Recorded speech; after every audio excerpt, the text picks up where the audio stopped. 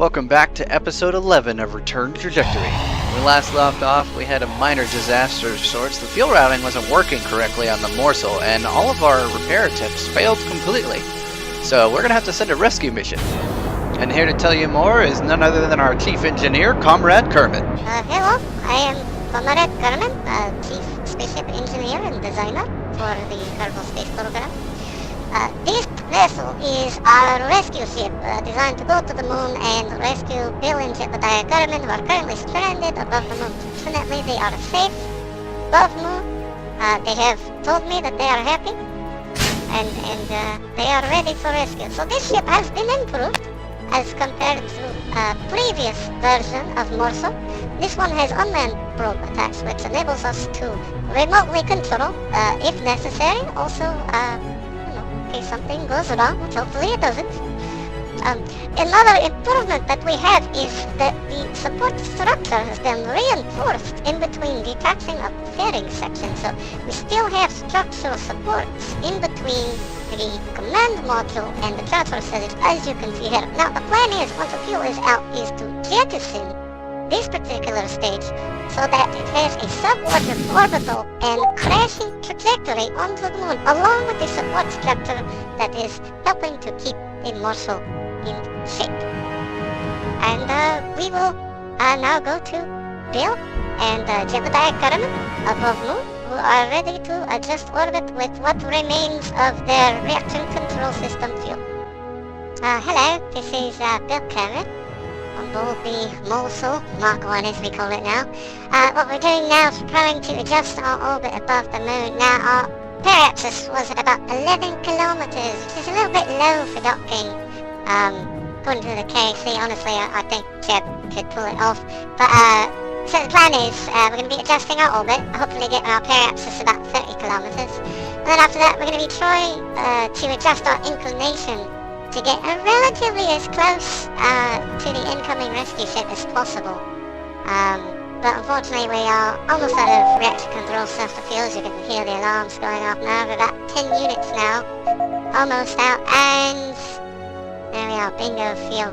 So we're just going to have to wait and sit in here in orbit until the Morsel Mark II makes its arrival. Until then, we've got plenty of snacks on board, and I think we'll just chill and enjoy the scenery while we wait for that to come in. Now, docking on an inclined orbit like this is no joke. The only reason I was able to do this is that I launched this ship so soon after the other ship. Now, the Morsel Mark I has only been in orbit for less than a day and a half. So the idea was to get to those green markers, which basically are the closest approach depending on what your inclination is. So that is basically the point at which the orbits intersect. Maybe not directly, but at least to where they cross over each other perpendicularly. So adjusting the orbit at those to get a nice even inclination, and then after that doing a few burns to get our actual docking to match on the daylight side. So burning prograde here, and we've got our intersect. So I will just let you guys enjoy these fantastic tunes while the Morsel Mark II lazily makes its way over the moon's surface and goes into dock. One thing to note up here is that I did get about 700 meters above the moon's surface, and if you look down you can see the shadow of the Morsel Mark II as I'm passing over the moon.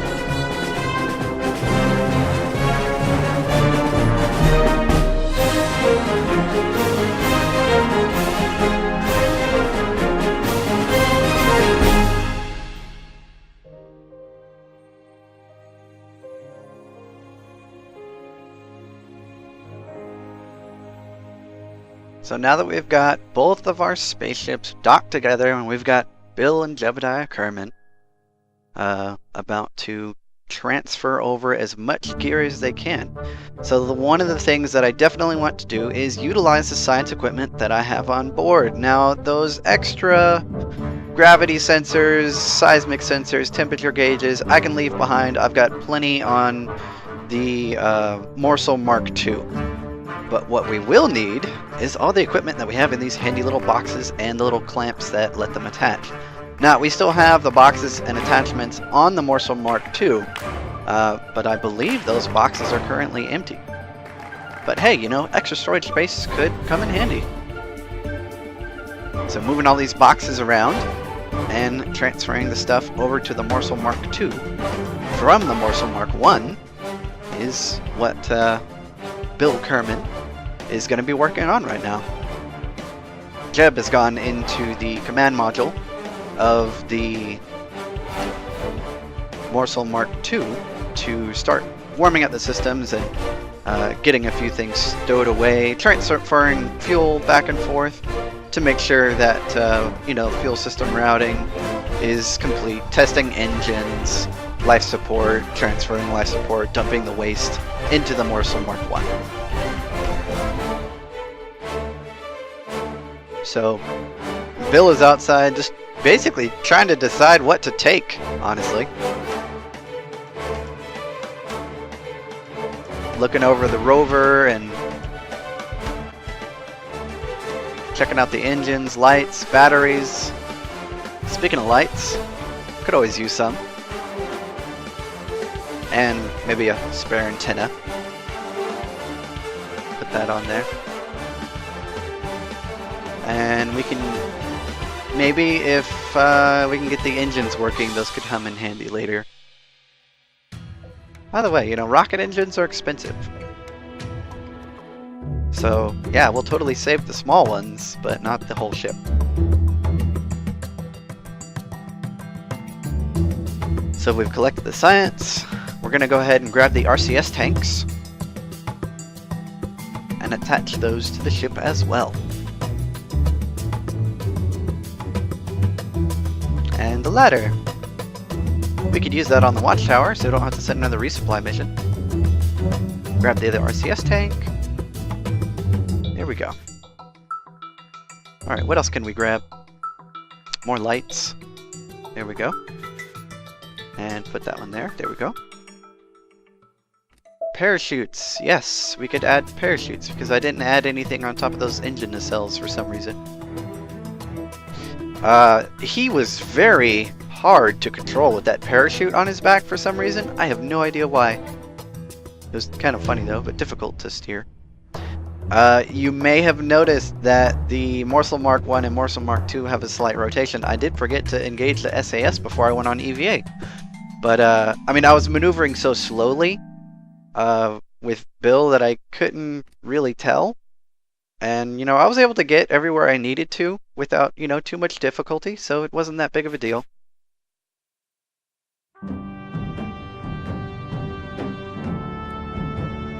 But the Morsel Mark I is basically a shell of its former self with all this stuff we're removing. I do believe in recycling.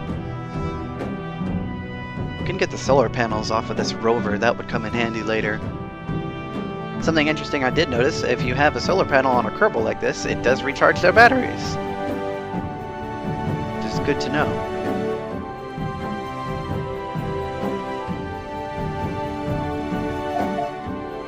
And with my reaction control system fuel at about 0.33 units, I think it's time to get back inside after Bill waves to the camera.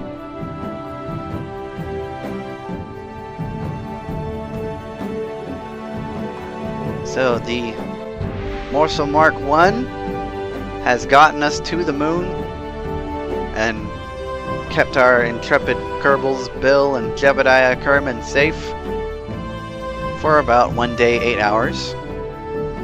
So what they're going to do is engage the engines on the Mark II, since they're working, and slow the orbit down of both ships to get a suborbital trajectory so it crashes into the moon.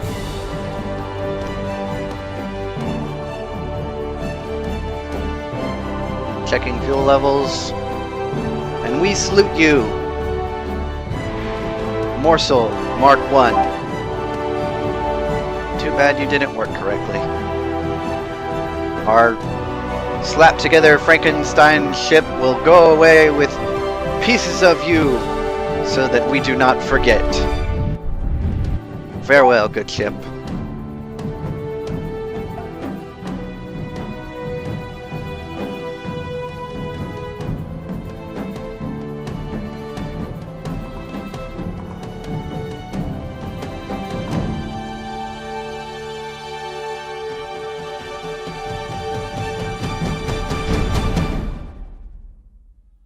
Returning to orbit with the Morsel Mark II, which is preparing for the first landing upon the moon's surface.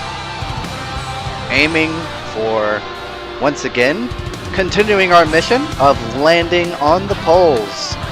Now, as far as I know, the poles have two biomes. There's actually the poles, and there's the polar lowlands. So I'm not sure which one of those I'm going to be able to land on. It's kind of hit or miss for me in the past when I have gone for polar landings to be able to get like around the pole and then actually get the lowlands as well. One time I landed and I didn't even know there was lowlands too, and I only had enough fuel for one landing and it frustrated me to no end. Luckily, the Morsel is designed for more than one landing at a time. So the Morsel, since the moon's gravity is so much higher, even with those nuclear engines, I can only manage 2 landings and a launch and redocking with the watchtower for fuel resupply, dumping off the science, and refurbishing the science modules. So that's the idea.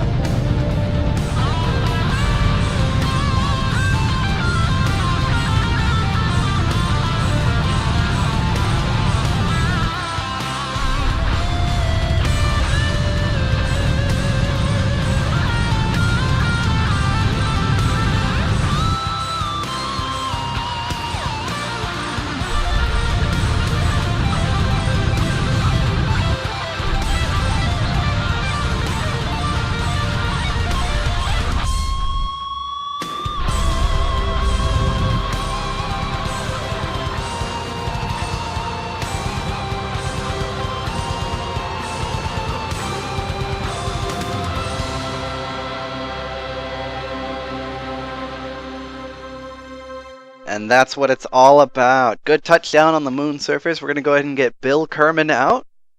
He's going to be taking all the data off of those science experiments that we just did. And yes, we can jump very high on the moon. He's very happy. The sample seems to contain frozen liquids. We should send them back to Kerbin for further analysis. Don't know what's in those liquids. And then we've also got EV report from the moon's polar lowlands. That's one small step for Kerbal and one big cupboard of snacks. There we go, a return trajectory flag planted on the moon polar lowlands. One small step for Kerbal. Not such a big jump as on Minmus. And we are going to go ahead and use the Morsel rover. It doesn't have a fancy name, it's just the Morsel rover. So, here we go. On our little drive, we're going to do some exploring. We've got that docking port camera. That way we can get a camera or rover eye view of where we're going. Oh, no, yeah, skills. Skills right there. Jeb ain't got nothing on me. Alright, let's go explore the moon. This hill's rather steep. Come on, stop sliding. There we are. And over the top. Almost over the top. There we are. Oh wow, look at those mountain ridges.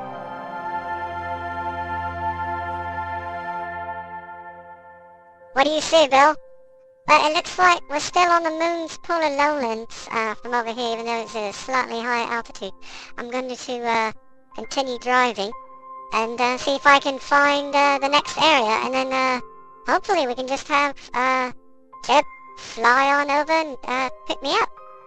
That way we don't have to land in the wrong place. Oh, sorry. There we are. Apparently this rover's a little... Whoa, hello. This rover... It's a little bit temperamental. Say.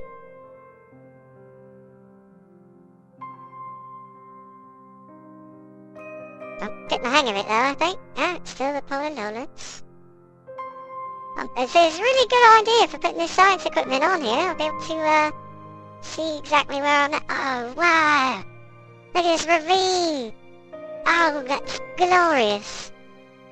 No, not down the hill, not down the... Up! Yeah, there we are. Alright, let's go this way. This rover's really twitchy. Oh, cliff, hello. Yeah, got a little bit of... yeah, okay, I'm good. Alright. Yeah, catch some air. Might need to slow down.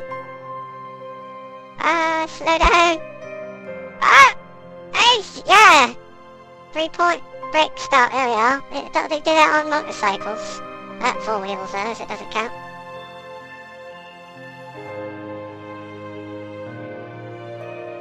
Slow down! No! Yeah, there we are. I am the best rover driver ever. More air. I need to keep remembering to switch it over to the rover driving controls, not flying controls. There's some big rocks.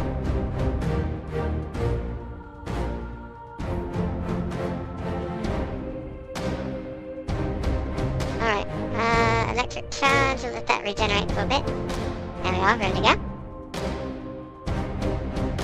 So, mission time on the drive is at 23 minutes now. Ah, that's a big mountain. Oh, I don't want to go down there, it's kind of steep. Let's go next to this rock over here. Maybe this is a gentler incline down there. There we are. Oh my goodness! Oh my lord! Oh my goodness! I got it! I'm good! I'm such a good driver! Ah! Oh lordy! Stop the rover! Oh goodness! Alright, continuing where we left off. That was not supposed to happen. And these hills are rather steep, actually. Glad I didn't go down into that ravine to the left, that would have been horrible. Maybe sliding a bit, it's inclined... honestly, I don't think the rover weighs enough. Because it just doesn't have enough traction. Definitely something we might need to look at on future designs. But she handles rather well, actually, you just gotta be careful. Oh, looks like I'm running out of battery power. I better stop for a while and let my batteries recharge. So, we're going to take a quick break here. We've got Bill Kerman still on the polar lowlands, and he is 3 kilometers away from the landing site. We're going to do some more exploring in the next episode of Return Trajectory.